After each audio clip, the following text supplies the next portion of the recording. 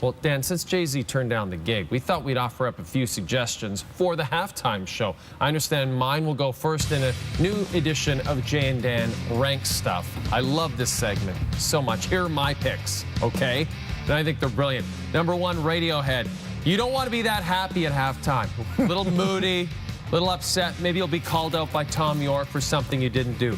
Oasis, you reunite. Maybe there's a fight between the Gallagher brothers on stage. That's entertaining. If you can believe it, Dan, Fleetwood Mac's never been asked. How is that possible?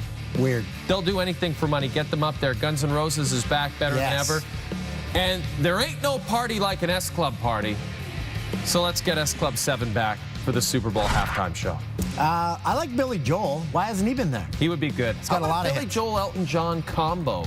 2 Chainz. He collabs with a lot of artists, so he can bring all his friends. Michael Bublé, but I only want him to play Christmas songs because his Christmas album, oh, that gets you in the Christmas mood. Willie Nelson. I love that idea. The Redheaded Stranger would be great. And Toto. Everyone knows their songs. Yeah. How about Willie Nelson and Toto? This is the weirdest combination in the history of American music. So there you go. Super Bowl committee. This has been Jay and Dan Rank Stuff.